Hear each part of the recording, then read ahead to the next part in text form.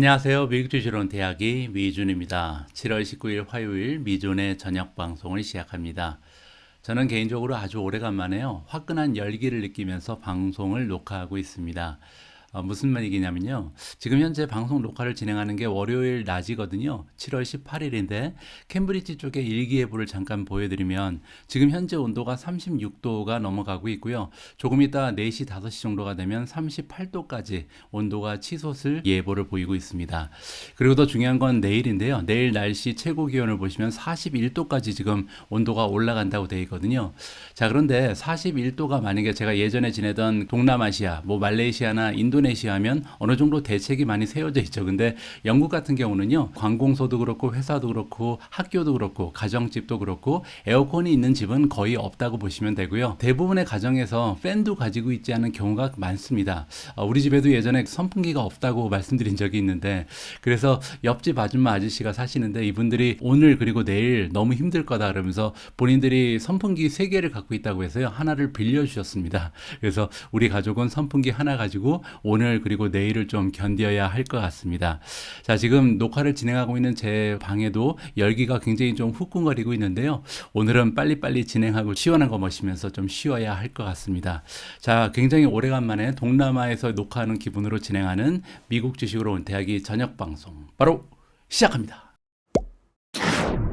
자, 오늘 방송에서도 CNBC 프로의 기사 하나를 함께 읽어볼 텐데요. 이번 기사에는 모닝스타라는 투자 기관이 등장을 합니다. 모닝스타는요, 주식 관련 리서치 서비스도 제공을 하고요. 또 매니지먼트 서비스도 제공하는 굉장히 좀 신망이 두터운 이런 전문 투자 기관이다. 이렇게 보시면 될 것 같고요. 자, 모닝스타의 스트래티지스트, 전략가라고 부르죠. 모닝스타의 전략가가 이야기하기를 현재 빵 기업들 중에서 우리가 보통 메가테크 기업이라고 부르는 테크 주식들이 있잖아요. 이 주식들 중에서 두 개의 기업이 정말 너무나 싼 상태다. 따라서 강력 매수를 주장한다. 이렇게 이해하시면 될 것 같습니다. 과연 모닝스타의 전략가가 지금 찍어주고 있는 두 개의 너무나 싸게 지금 주가가 떨어져 있는 테크 주식은 어떤 종목인지 관심을 가지고 읽어보시면 좋을 것 같습니다. 자, 모닝스타의 Chief US Market Strategist, 전략가 중에서 지금 미국 쪽에 칩을 맡고 있으니까 대장이죠. 자, 이쪽에 부서의 대장을 맡고 있는 데이빗 스카라가라는 전문가가 있는데요. 자, 이분이 믿기로는 현재 테크 주식이 주가가 너무나 많이 폭락을 해버렸는데 좀 지나치게 갔다는 겁니다. 그래서 멀티플이 감소하는 것은 당연한 건데 어떻게 보면 이 금리 인상이라든지 매크로의 영향으로 빠지긴 빠졌는데 지나치게 너무 빠졌다. 이렇게 지금 진단을 하고 있는 거죠. 자, 전반적인 테크 섹터는 올해 들어서 마켓 로테이션, 순환이 일어나잖아요. 시장의 순환에 의해서 강타를 받았다. 이렇게 지금 설명이 되어 있습니다. 우리가 다 알고 있는 것처럼 매크로의 상황이 완전히 역전이 됐죠. 그래서 연준이 굉장히 강경한 모습을 보이면서 매파로 둔갑을 했고요. 금리가 계속해서 올라가고 있고 인플레이션이 잡힐 기미를 보이지 않기 때문에 어떻게 보면 긴축의 시대가 시작이 되면서 이러한 모습이 나타났다. 이해가 가능합니다. 자, 그러면서 나스닥 지수 같은 경우는 무려 28%나 지금 빠져 있는 상황입니다. 30% 넘게 빠진 적도 있었죠. 자, 그리고 이렇게 많이 빠지면서 우리가 흔히 얘기하는 베어 마켓의 영토에 들어와 있다. 베어 마켓은 공식적으로 지수가 20% 이상 하락을 하는 것을 얘기하죠. 따라서 테크주는요, 예전부터 이미 베어 마켓에 들어와 있었고 지금 현재도 베어 마켓이 진행 중이다. 이렇게 이해하시면 됩니다. 특히 최근 같은 경우는요, S&P 500보다 사실 나스닥의 인기가 훨씬 더 많고 또 테크주들이 시장의 모습을 주도하는 그런 모습을 매년 보여왔잖아요. 따라서 나스닥의 모습을 기준으로 삼는 것도 어느 정도 타당성이 있다라고 저는 생각을 합니다. 자, 이렇게 나스닥이 28%나 빠져 있는 상황에서 빵 주식들이 안전할 리가 없죠. 왜냐하면 엄청나게 많은 시가총액을 이 빵 기업들이 차지를 하고 있거든요. 나스닥의 4분의 1 정도는 빵이라고 보시는 게 맞습니다. 자, 그래서 빵 기업들도 지금 굉장히 많이 디스카운트에 거래가 되고 있다라고 이야기를 해주고 있습니다. 자, 그 중에서도요, 특별하게 많이 빠진 팬 기업이 있는데 바로 메타입니다. 메타 플랫폼즈 같은 경우는요, 너무나 싼 상태다. 그래서 지금 현재 만약에 매수를 한다면 굉장히 넓은 마진 업 세이프티를 가지고 매수하게 된다라고 나옵니다. 자, 오늘의 키워드가 나옵니다. 마진 오브 세이프티인데요. 세이프티는 안전이죠. 그리고 마진은 뭐 확률 이런 뜻이잖아요. 그래서 지금 안전의 확률이 높다 이렇게 보시면 되는데, 이 공식적으로 보면요, 마진 오브 세이프티라는 것은 두 가지를 비교하는 겁니다. 하나는 기업이 가지고 있는 가치가 있잖아요. 우리가 보통 내재 가치라고 부르는데, 이 기업의 내재 가치 그리고 기업이 가지고 있는 가격, 주가가 있잖아요. 이 내재 가치랑 주가의 차이를 보통 마진 오브 세이프티라고 부릅니다. 자, 그러니까 마진 오브 세이프티가 크다는 것은 결국 지금 내재 가치는 여기에 와 있는데 주가가 여기까지 떨어져 있다는 거잖아요. 그래서 이게 넓으면 넓을수록 더 좋다, 이렇게 이해를 해볼 수가 있겠죠. 자, 지금 현재 마진 오브 세이프티가 어느 정도 되는지를 계속해서 연구하면서 투자하는 방식이 있죠. 그게 바로 우리가 흔히 얘기하는 밸류 인베스팅입니다. 가치 투자라고 얘기하는 거죠. 가치 투자는요, 여러분들 알고 계신 것처럼 워렌 버핏이라는 세계적인 투자자가 항상 투자의 원리로서 초석을 삼고 있는 그런 것이다. 그러니까 무슨 얘기냐면, 이 가치 투자라는 게 원래 주식의 가격, 주가랑 그 다음에 기업의 가치를 비교를 하는 겁니다. 그래서 기업이 가지고 있는 내재 가치보다 주가가 떨어져 있는 주식을 발굴을 해서 떨어져 있을 때 주식을 사고요. 그리고 나중에 이제 주가가 쭉 올라가게 되면 결국 가치랑 맞먹는 그런 시기가 발생을 할 거 아니에요. 그때 파는 게 바로 가치 투자다, 이렇게 이해를 하시면 되는데, 워렌 버핏이 이러한 원리를 가장 잘 적용하는 투자자다, 이렇게 지금 이야기를 해주고 있는 거죠. 자, 여기 설명이 되어 있습니다. 워렌 버핏이 가지고 있는 투자의 원리가 어떤 식이냐면, 그는 항상 주식을 찾는다, 종목을 찾는다. 어떤 종목이냐면 인트린식 밸류, 이게 바로 내재 가치잖아요. 이 내재 가치가 지금 위에 가 있다. 어디 위에 가 있냐면 마켓 밸류에이션이니까 시장이 정해주는 가격을 얘기하죠.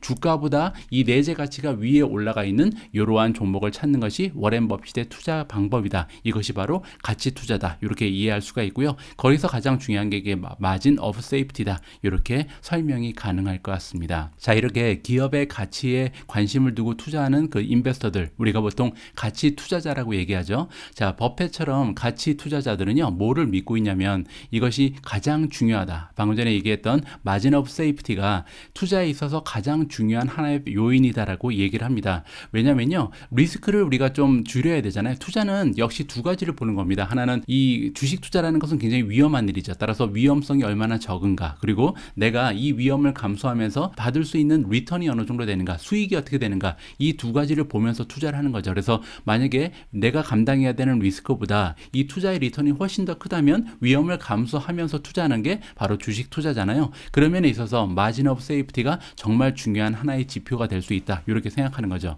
왜냐하면 내재 가치보다 주가가 많이 떨어져 있다는 것은 아무래도 리스크는 굉장히 많이 떨어져 있고 앞으로 주가가 올라갈 수 있는 확률은 굉장히 많은 거잖아요. 따라서 우리 같은 성장주 투자자 입장에서도 매수 시점을 찾을 때는요, 이렇게 마진 오브 세이프티를 고려하는 것이 굉장히 좋은 하나의 방식이 될 수 있다, 이렇게 우리가 배워볼 수가 있겠습니다. 자, 그리고 또한 이렇게 마진 오브 세이프티가 점점 더 중요해지는 부분이 있는데, 지금처럼 시장의 변동성이 너무나 클 때는 특히 마진 오브 세이프티에 신경을 써야 된다는 겁니다. 그만큼 주가가 너무나 오르락 내리락 많이 하고 심하게 오르거나 떨어지는 경우가 있잖아요. 따라서 마진 오브 세이프티가 좀 좋은 종목에 투자를 해야만 폭락을 좀 피할 수 있는 하나의 방식이 될 수 있다, 이렇게 이야기를 하는 거죠. 자, 그래서 이 스카라라는 전문가도 어떠한 주장을 하고 있냐면요, 지금이 우리가 빵 기업을 다시 한번 바라봐야 할 시기다. 따라서 지금까지는 좀 이 마진 오브 세이프티가 크지 않았기 때문에 주식 투자하기가 조금 어려웠지만 지금이야말로 우리가 빵 주식에 투자를 시작해야 되는 그런 시점이라고 조언을 해주고 있습니다. 자, 그러면 어떤 기업들이 마진 오브 세이프티가 가장 좋을까를 우리가 궁금해하게 되죠. 자, 그래서 여기서 지금 세카라라는 전문가가 추천해주고 있는 두 가지의 주식이 나오는데요. 첫 번째는 알파벳, 구글이죠. 두 번째는 페이스북의 모회사인 메타 플랫폼즈입니다. 이 두 기업이 세카라가 보기에는 가장 디스카운트가 많이 되어 있는 그런 종목이고요. 물론 이제 관점은 롱텀 밸류에이션이다. 멀게 봤을 때 그렇다는 겁니다. 물론 뭐 단시간에, 그러니까 당장 내일 그리고 다음 주, 다음 달까지 주가가 어떻게 될지는 아무도 알 수가 없는 거잖아요. 하지만 멀리 바라봤을 때 우리가 3년, 5년, 10년 투자를 할 때 그럴 때 방식으로 바라보면, 단기적인 안목으로 바라본다면 지금 현재 알파벳과 메타의 마진 오브 세이프티는 굉장히 좀 벌어져 있다, 이렇게 이해가 될 것 같습니다. 자, 그래서 이 세카라라는 전문가가 전망을 하기를요, 알파벳은 현재 35% 정도 디스카운트에 거래가 되고 있다고 나와 있습니다. 자, 그러면 35%의 디스카운트의 근거가 되는 기준점이 있을 거 아니에요. 기준점은 모닝스타라는 투자 기관에서 자체적으로 이밸류에이션을 한 것 같습니다. 그래서 밸류에이션을 해봤더니 페어 밸류가, 즉 이 적정 밸류가 있을 거 아니에요. 이 기업이 가지고 있는 내재 가치에 비해서 주가가 35% 정도 떨어져 있는 것이 알파벳이다라고 이야기를 해주고 있고요. 자, 메타 같은 경우는 디스카운트가 더 심하게 됐습니다. 페어밸류의 반이 지금 지나서 더 떨어져 있다. 따라서 지금 현재 내재 가치에 비해서 주가가 50% 이상 떨어져 있는 상황이다. 따라서 두 종목이 줍줍 기회가 찾아왔다. 이렇게 이해하시면 될 것 같습니다. 자, 알파벳 같은 경우는요, 현재 20% 넘게 떨어진 상황이거든요. 올해 한 해 동안. 자, 그런데 트레이드를 보면 PE 레이시오가 18.3배까지 떨어져 있는 상황입니다. PE 레이시오에서 P는 프라이스, E는 어닝이잖아요. 어닝은 순이익을 얘기하죠. 그래서 구글이 지난 12개월 동안 만든 순이익에 비해서 시가총액이 18.3배 올라갔다. 이렇게 정의가 가능하거든요. 따라서 알파벳이라는 주식은 보통 이제 평균적으로 봤을 때 25배, 뭐 28배, 30배 이렇게 거래가 되던 주식인데 18.3배까지 떨어졌기 때문에 굉장히 주가가 많이 떨어졌죠. 주가가 떨어졌다고 해서 기업의 가치가 함께 하락하는 것은 아니잖아요. 기업의 가치라는 것은 이 기업이 만들고 있는 비즈니스의 미래, 장래에 어떠한 모습을 보일 건가, 이 기업이 가지고 있는 가치랑은 아무런 상관이 없습니다. 따라서 기업의 가치는 가만히 있는데 밸류에이션만 이렇게 떨어졌기 때문에 마진 오브 세이프티가 벌어지고 있다. 이렇게 우리가 설명을 해볼 수가 있는 거죠. 자, 그 와중에 메타는 더 많이 떨어졌습니다. 마켓 캐피탈리제이션, 즉 시가총액이잖아요. 시가총액이 반 이상 없어졌다라고 얘기하고 있습니다. 그만큼 50% 이상 올해 들어서 2022년 한 해 동안 주가가 폭락한 게 바로 메타고요. 자, 그러면서 메타의 PER은요, 무려 12.6배까지 지금 떨어졌습니다. 자, 어닝에 비해서 시가총액이 12.6배 정도 형성돼 있다. 야, 이게 무슨 말이냐면요. 만약에 가정을 하나 해볼게요. 메타라는 기업의 어닝이요, 지금부터 12년 동안 변함이 없이 똑같다고 생각해 볼게요. 그러니까 성장이 완전히 죽어버렸다고 가정을 해보죠. 앞으로 12년, 13년 동안 메타라는 기업은 순이익을 성장시킬 수 없다고 가정을 해도요. 지금 우리가 메타에 투자를 하면 12년 만에 13년도 되지 않는 시간에 이 원금을 회수를 할 수가 있습니다. 그리고 13년 차부터는 이제 플러스가 되는 거죠. 따라서 메타가 만약에 성장을 멈췄어도 지금 가격에는 살만하다. 가치줄에도 살만하다는 얘기죠. 그래서 굉장히 주가가 많이 떨어져 있는 상황이라고 우리가 이해를 해볼 수가 있습니다. 자, 그리고 현재 메타라는 주식을 커버하고 있는 애널리스트의 80% 정도가 바이 레이팅, 매수의 의견을 던져주고 있을 정도로 굉장히 좀 투자의 가치가 올라가 있는 상황이다라고 설명이 가능합니다.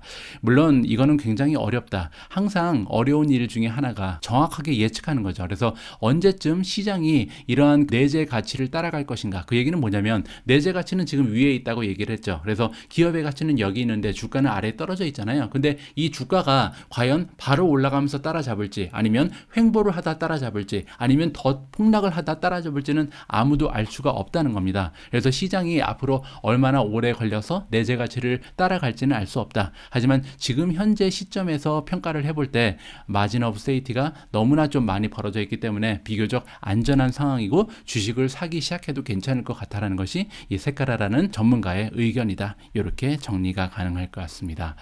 자, 그리고 또한 세카라라는 투자 전문가가 무슨 얘기를 해주고 있냐면요. 이 메타 플랫폼즈라는 기업은 혜택을 입고 있다. 어디에서 혜택을 받고 있냐면 롱텀 스트럭처럴 그로스니까 장기적으로 봤을 때는 구조적인 성장이 일어날 가능성이 높다라고 얘기하고 있죠. 어떤 부분이 그러냐면 디지털 애드버타이징을 얘기합니다.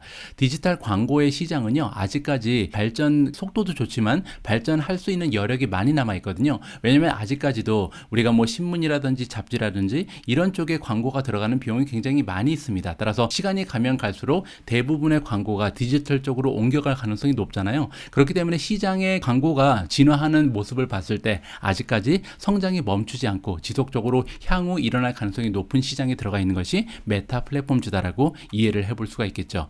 물론 최근 들어서요, 굉장히 좀 좋지 않은 모습을 보이고 있는 것은 사실입니다. 특히 2월 달에 메타 플랫폼즈가 뭐라고 발표를 했냐면요. 애플이 개인정보 보호에 대한 폴리시를 바꿨잖아요. 그래서 어떻게 보면 이 타겟 광고를 하기가 굉장히 어려워진 그런 상황에 처했었습니다. 그리고 나서 이제 주가가 많이 떨어졌죠. 실적도 하락을 하고, 그때 자체적으로 진단을 했을 때 어떻게 얘기했냐면 올해 그들의 매출이 약 100억 달러 정도 손해를 입을 것이다. 애플의 정책 하나 때문에요, 100억 달러의 매출이 줄어든다는 발표를 2월 달에 한 적이 있습니다. 자, 그만큼 어려운 상황에 처해 있는 것은 사실이다. 굉장히 좀 많은 악재가 한꺼번에 겹친 것이 메타 플랫폼즈의 현실이고요. 그렇기 때문에 주가가 그렇게까지 50% 이상 폭락을 하면서 현재 뭐 12배, 13배 정도의 PER을 주면 살 수 있는 그런 가장 저렴한 주식으로 추락을 한 거겠죠. 자, 그런 부분을 이야기해주고 있지만 다행인 것은 디지털 광고 같은 경우는 아직까지 지금까지 구조적인 성장을 계속하고 있다. 성장이 멈추지 않은 시장에 들어가 있다. 이렇게 지금 이야기를 해주고 있는 거죠. 자, 그리고 한 가지 더 고무적인 부분을 얘기해주고 있는데 메타 같은 부분은요, 지금 노력을 많이 하고 있다. 어디에 지금 노력을 하고 있냐면 이러한 헤드윈드, 그러니까 뭐 애플의 정책이라든지 아니면 매크로 사항에 대응하기 위해서 많은 대처를 하고 있다는 겁니다.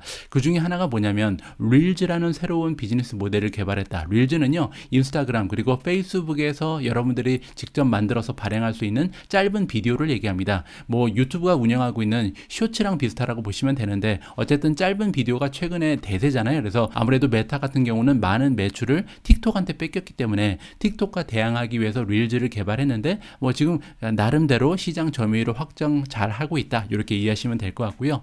또 한 부분은 뭐냐면 애플의 정책이 바뀌었다고 해서 그냥 가만히 앉아 있을 메타 플랫폼즈가 아니죠. 그래서 아티피셜 인텔리전스에 엄청난 투자를 진행하고 있습니다. 자, 이렇게 인공지능에 투자를 하는 이유는 뭐냐면요, 틱톡 같은 경우는 사실 개인정보보호법에 상관없이 그냥 자체적인 인공지능을 활용을 해서 광고의 타겟을 찾아낸다고 합니다. 따라서 같은 원리를 이용하겠다는 거죠. 여기 나와 있는 것처럼 컨텐츠를 레코멘데이션 할 때, 추천할 때 누구한테 어떤 컨텐츠를 보여주는지 결정할 때 인공지능이 할 수 있게끔 투자를 많이 진행하고 있다. 그리고 그런 방식을 지금 틱톡이 이용하면서 상당히 많은 호응을 얻고 있다는 거죠. 그래서 이쪽 부분에 발전 가능성이 있다라고 이야기를 해주고 있습니다. 자, 오늘은요, 아주 오래간만에 메타 플랫폼즈의 수치적 분석도 잠깐 진행을 해볼까 합니다. 레이팅즈부터 좀 살펴보면요, 레이팅 첫 번째 퀀트 레이팅 같은 경우는 5가지의 팩트를 종합적으로 나타내주고 있는 점수인데요, 홀드의 의견을 받고 있습니다. 5점 만점에 3.07을 보이고 있고요. 자, 3.07이라는 비교적 낮은 점수를 받고 있는 이유는 뭐냐면 아직까지 밸류에이션이 D+에 머물고 있습니다. 따라서 우리가 지금 기사를 통해서 알아보기에는 메타 플랫폼즈의 밸류에이션이 많이 떨어졌다라고 얘기를 했잖아요. 그럼에도 불구하고 지금 시킹 알파가 보기에는 아직까지 더 떨어져야 된다라고 보는 것 같고요. 자, 성장세는 D+로 좋지가 않습니다. 가장 좋은 부분은 수익성인데요. A+, 모멘텀이 D+로 좋지가 않겠죠. 물론 이제 주가의 힘이니까. 마지막으로 리비전, 예상치죠. 전문가들이 만들어주고 있는 예상치의 수정을 보면 C-로 중간 정도로 보이고 있다. 이렇게 정리가 가능합니다. 자, 두 번째로 SA 오도즈 레이팅을 보도록 하겠습니다. 메타 플랫폼즈를 커버해주고 있는 미국 주식 전문 블로거들의 의견을 보니까 4.25라는 비교적 높은 점수를 받고 있죠. 지난 30일 동안, 그러니까 한 달 동안 총 28명이나 되는 주식 전문 블로거들이 이제 그들의 의견을 게재를 했는데요. 28명 중에 12명은 강력 매수를 주장하고 있고요. 11명은 바이를 주고 있습니다. 단 5명만이 지금 홀드를, 그러니까 보유 의견을 주고 있고요. 자, 28명 중에서 메타 플랫폼들을 지금 팔아야 된다고 주장하는 사람은 단 한 명도 없다. 이렇게 정리가 가능합니다. 자, 마지막으로 월가의 전문가들 의견을 들어봐야겠죠. 지난 3개월 동안 무려 55명이나 되는 사람이 메타 플랫폼즈를 지금 분석을 해줬습니다. 자, 이 전문가들의 의견에 따르면 55명 중에 32명이 강력 매수를 얘기하고 있고요. 8명이 매수, 그리고 13명은 보유 의견을 보여주고 있습니다. 자, 미국 전문 애널리스트 중에서 2명이나 되는 전문가가요, 주식을 팔아야 된다라고 주장을 해주고 있고요. 하지만 전반적으로 봤을 때 점수는 5점 만점에 4.27로 비교적 높은 점수를 획득을 했습니다. 자, 다음은요, 어닝의 추세를 좀 보도록 할 텐데요. 보시는 것처럼 어닝의 리비전이 어떻게 되는지를 살펴보는 것이 굉장히 중요하겠죠.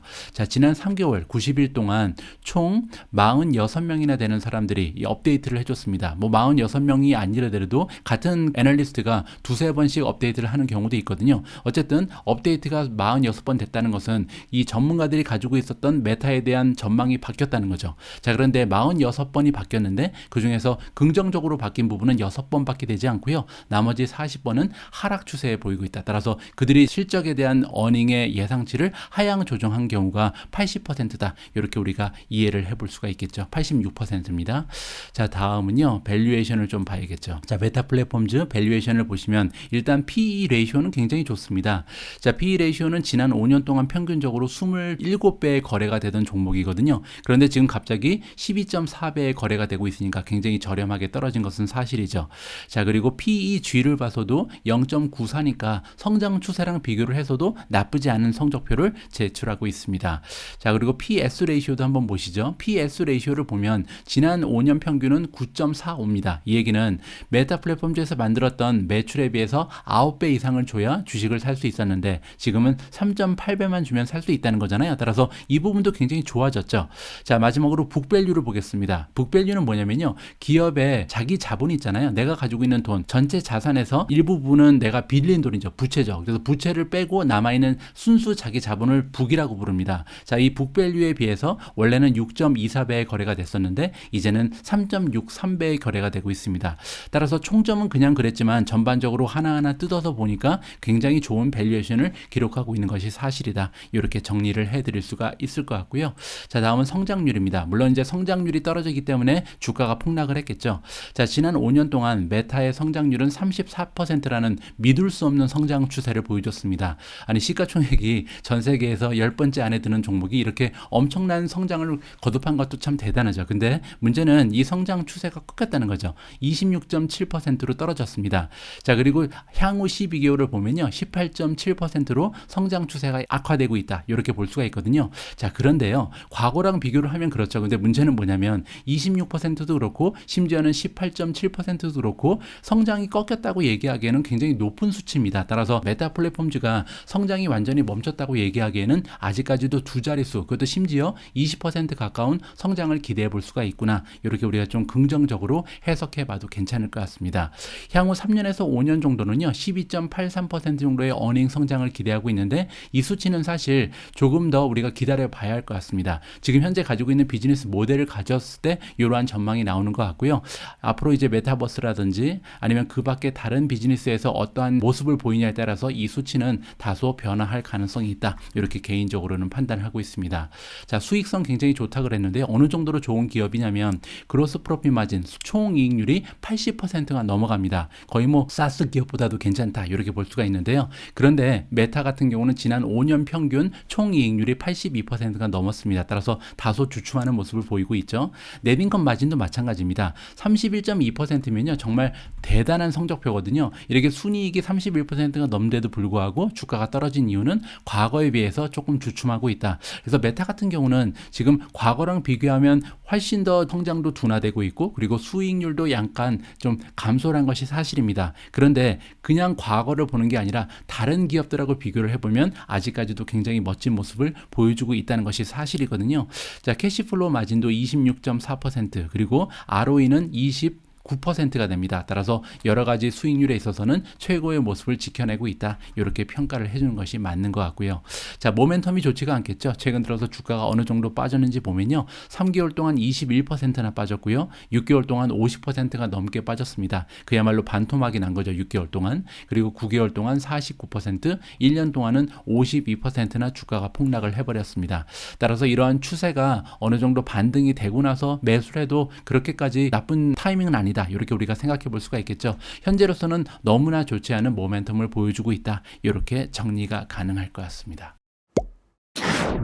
자, 바로 앞에서 제가 메타 플랫폼즈의 추세가 모멘텀이 많이 떨어졌다라고 말씀을 드렸잖아요. 하지만 우리 같은 장기 투자자 입장에서 정말 중요한 것은요, 이런 모멘텀보다 정말 이 기업이 향후 미래에 성장을 지속적으로 보여줄 수 있을까, 이 부분이라고 생각을 합니다. 뭐 단편적인 예로요, 넷플릭스를 예를 들 수가 있죠.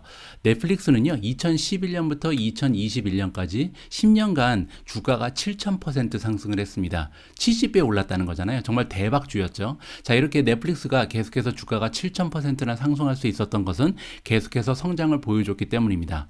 그런데 지난 1년 동안 넷플릭스의 주가는 무려 75%가 폭락을 해버렸잖아요. 10년간 올린 거의 대부분을 단 1년 만에 내뱉었습니다. 그 이유는 당연하죠. 바로 성장이 멈췄기 때문이거든요. 따라서 우리와 같이 성장주에 투자하는 사람 입장에서는 과연 내가 투자하고 있는 성장 주식이 성장을 지속적으로 보여줄 수 있을까? 이 부분이 가장 중요하지 않을까 개인적으로 판단을 합니다. 뭐 넷플릭스 같은 경우는요, 성장을 다시 한번 보여주기 위해서 최근 들어서 구독 모델을 일부 양보를 하고요. 이 광고 모델로 조금씩 옮겨가는 추세를 보여주고 있죠. 그래서 올해 말부터는 광고를 보면서 좀 구독료를 줄이는 이러한 비즈니스를 창출해낼 것으로 기대가 되고 있습니다. 그런데 문제는요, 이렇게 해서 과연 구독자의 수라든지 아니면은 그들의 매출과 순이익이 갑자기 또 증가할 수 있을까? 굉장히 좀 예상하기 어려운 부분이죠. 왜냐하면 경쟁이 너무 심한 그런 시장이 이미 돼버렸기 때문입니다.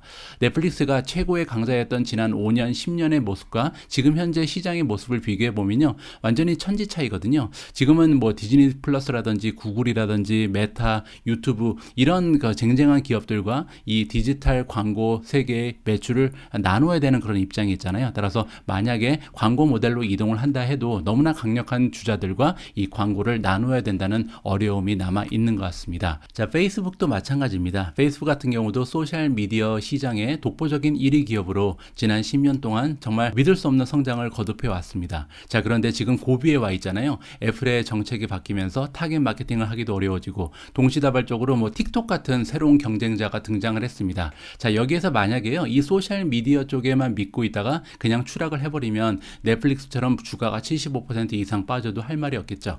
자, 그런데 페이스북 같은 경우는요, 다행히 한 가지 준비를 해낸 게 있습니다. 2014년에 이 오큘러스라는 가상현실 쪽의 최고의 하드기어 기업을 인수를 했거든요. 따라서 지금 8년째 이 메타버스라는 키워드에 총력을 다하고 있는 기업이 바로 메타 플랫폼즈입니다. 자, 이렇게 10년 가까이 준비를 해왔기 때문에 어느 정도 우리가 기대감을 가지고 있고, 향후에 과연 메타 플랫폼즈라는 기업이 메타버스에서 어떠한 역할을 할 수 있을지 이 부분에 이들의 성장이 달려 있고요. 그리고 성장이 지속될 수 있다면 엄청난 주가의 상승을 도모할 수도 있지 않을까 개인적으로 판단을 하고 있습니다. 뭐 그 밖에 다른 빵 기업들도요, 다른 논리를 가지고 여러분들이 한번 생각해 보시면 좋을 것 같습니다. 뭐 아마존 같은 경우도 사실 이커머스 쪽의 최고의 기업으로 성장을 계속해 왔고, 중간에 이제 클라우드라는 제2의 엄청난 사업을 번성시키면서 두 번째 성장을 보여왔잖아요. 자, 이렇게 두 가지 성장 동력을 달고서 여기까지 왔는데, 자, 지금부터는 과연 뭐 지금 최근 들어서 많은 투자를 보여주고 있는 스마트 홈이라든지 스마트 기기라든지 아니면은 뭐 헬스케어 쪽에서 어떠한 실력을 발휘할 수 있을지, 어떠한 존재감을 보여줄 수 있을지가 아마존이라는 기업의 투자 가치를 결정하지 않을까 개인적으로 판단을 합니다. 애플도 마찬가지겠죠. 뭐 지금까지는 모바일 폰의 1등 기업으로서 최고의 모습을 보여왔지만, 앞으로는 애플카 아니면 카플레이 같은 애플리케이션을 운영할 수 있는 운영체제, 스마트카의 운영체제의 강자가 될 수 있을지, 그리고 또 한 가지 부분은 올 하반기에 출시하게 되는 이 증강현실 헤드셋이 있잖아요. 이런 새로운 비즈니스 모델이 성장 동력이 될 수 있을지가 이들 투자 종목의 가치가 되지 않을까 저는 개인적으로 판단합니다. 자, 여러분들께서도요, 이러한 부분을 생각하면서 빵 기업들 그리고 테크 주식들의 투자 가치를 나름대로 한번 정리를 해보시면 투자에 많은 도움이 되지 않을까 생각을 하고 있습니다. 우리 모두가 미국 주식 투자로 은퇴하는 그날까지 다 함께 화이팅입니다. 행복한 하루 되세요. 감사합니다.